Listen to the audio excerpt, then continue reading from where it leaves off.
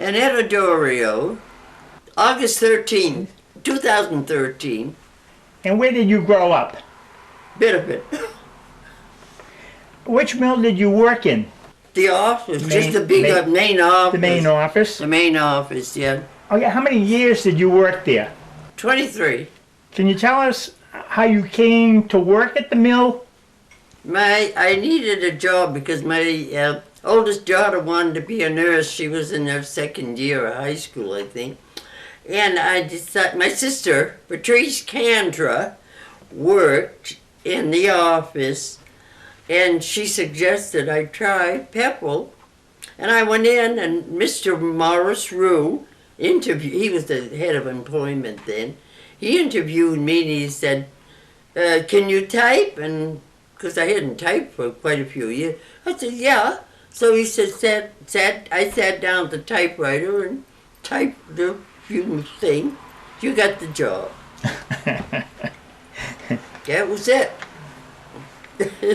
How old were you then? I don't know, I was like 42, 43. Can you tell us about your first job and how you were trained? In Suckle? Mm-hmm. Yeah, well, I worked for Dick Sweeney. You know, he had that big building in the down and back. Probably you wouldn't have known that. Dick Sweeney was the head of it, and the kids read the pics. And then there was different people working with blueprints, and I don't really know what they did. I just sat at the end of a long table and typed. And Julia Benoit was my boss. Mm-hmm. Typing, you know. So was you trained by somebody?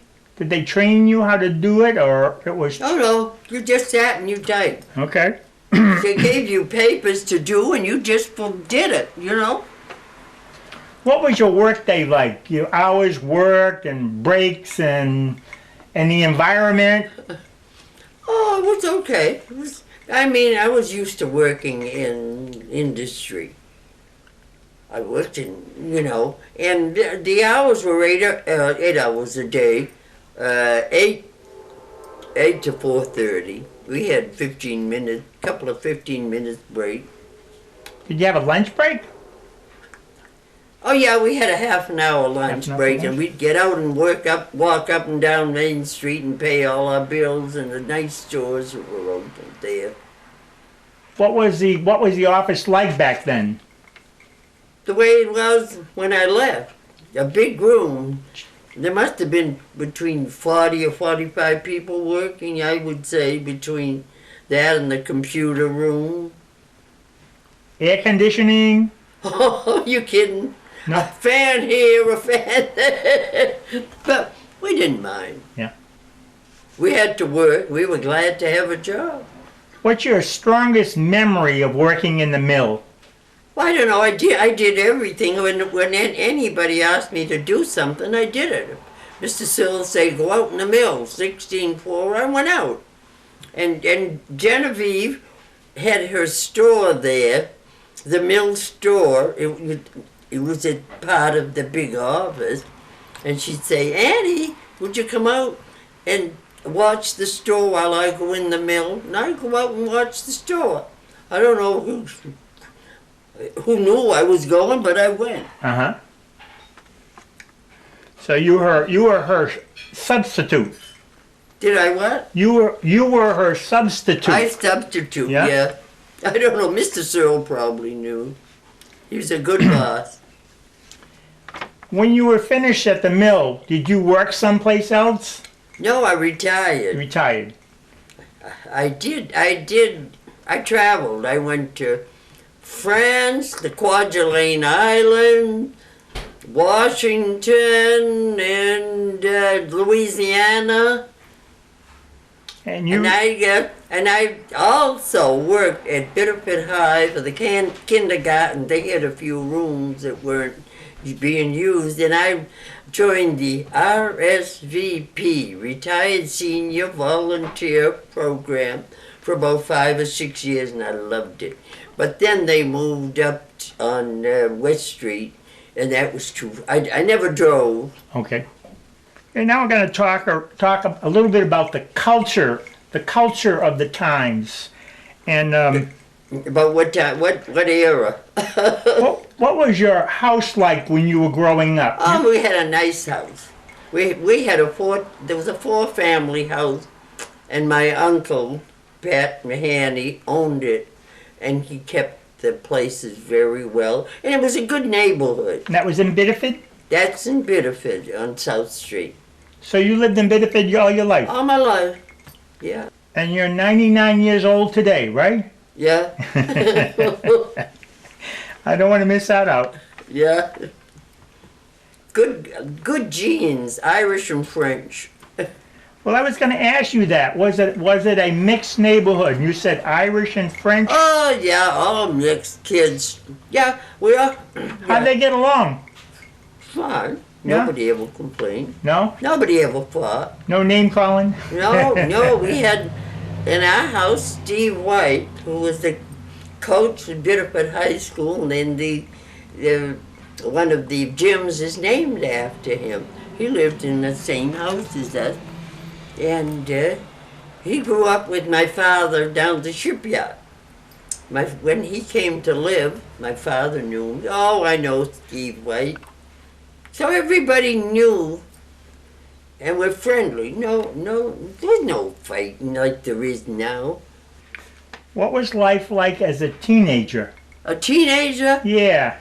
Well, I went to high school, and I often wondered what the heck I wore. And everybody was in the same boat, all the kids. Not a lot of kids didn't go to high school in those days. They had to come out and work in the shoe shops and the mills to help support their families. We were lucky because my mother said, you're going to high school if you're 50 years old when you graduate. She meant it. My sister and I and my brother went to high school. Well, it was almost like a college education in those days because not many kids went to college. Did you work as a teenager? When I was I used to work in Woolworths, 17 cents an hour, from 9 in the morning till 9 at night. And then we went home for supper and came back. So this was like a summer job? Yeah, we were all part-time kids. Mm-hmm. We worked Saturdays, and sometimes we'd work over probably in the summer. Yeah. And we babysat. You babysat? Yeah. How'd you spend your money? How did I make money? How did you spend it? We didn't have any to spend. What we made, we put into the house. Oh. So Yeah. you gave it to your parents? Yeah, we went, oh, we don't save money. The only thing I can remember are the overshoes that had clips, and you put your shoes into the overshoes. And we walked to high school. Not many kids rode unless they were in the country and they went after the kids. How far a walk was that? Oh, probably half in a mile. Yeah. I don't know. We just walked. It snowed or rained, whatever. It didn't bother us. When you worked at the mill, did they provide any entertainment for the workers or the families? That was a good question. See, I didn't go in until, the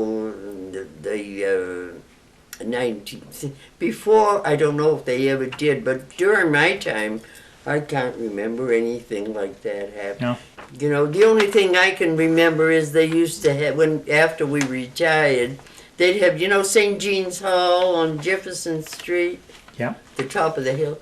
They used to have a luncheon, and then we'd have our lunch there, and then we'd walk down the hill and go to take a trip during the mill. Oh, this was for the retirees. That was nice. That's about the only thing I can remember. Whether the union put on something, but I never heard of it. Yeah. They might have. I didn't know if there was Christmas parties or office parties. If we had any parties, we made them ourselves. Mm-hmm. Were you a union member? Huh? Were you a union member? No, the office wasn't in, but that's the only time I ever got a raise was when the union got a raise. Really, I never got a raise on my good work. Never. I asked somebody once, I said, how come I never got a raise on my work because I was there every day and everything? He said, well, that was the main office. And I never did. Well, when I would get out of high school, that was the end of the Depression, and I got a job in the Sokolowell office. And Matty Stone was, his office was probably over there, and we worked in the shop, and we had to go down and go in the shop. And it was I would say an old-fashioned office, and the typewriters were Underwoods, I'd say, old typewriters, you know, like this. And we had a good boss, and we were in the stock room, and when the kids wanted, well, they'd get like orders for certain things, and we'd have to give them the papers, and they filled the papers, and those pieces of machinery or what would go into different departments where they get them ready for the frame. So this was, they were making the parts and they were putting the parts in the stock parts were room? made in the foundry. Mm-hmm.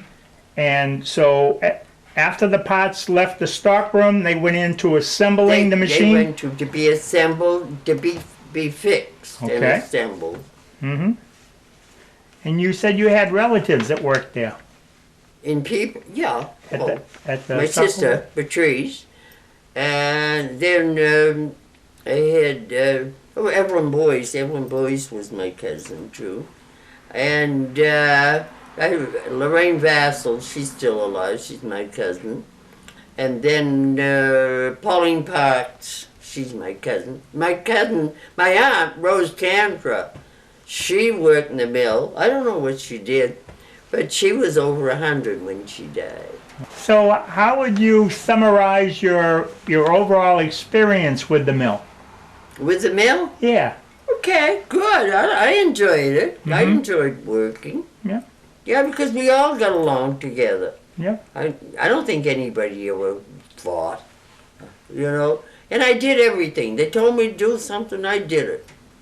Mr. Searle said he said at my retirement party, he said, when I see Annette coming in my office with her hands on her hip, I know something's the matter, but he said, she came to me. She didn't go to everybody else. Mm-hmm. Yeah. He was a good boss. And I'd have to have vacations when my daughters, had babies. I'd take a week's vacation and go and help them. Then I only had 1 week's vacation in the summer that I got paid for. So yeah, back in those days, there was only 2 weeks. I know it. Oh yeah, you know, I thought it was a good place to work, you know. And we used to get a ride to work. Then do you remember Helen Dutcher? Yeah, well, she lived up the street. She'd meet me 20 minutes of 8 every morning, and we walked to work for 8. So that's But my husband would pick us up at night. that's about a mile or so, huh? Yeah, Yeah. so Did your husband work at the mill? who? No, he was a shoe shop worker, and he didn't make much. Did he work in town here? State Street. State Street. Yeah, State Street. Yeah. And they converted that to an apartment house later on, I think, didn't they? Yes, I think so. Yeah. There were at one time there were over 300 shoe shops in the state of Maine. Now there might be 2 or 3. Yeah.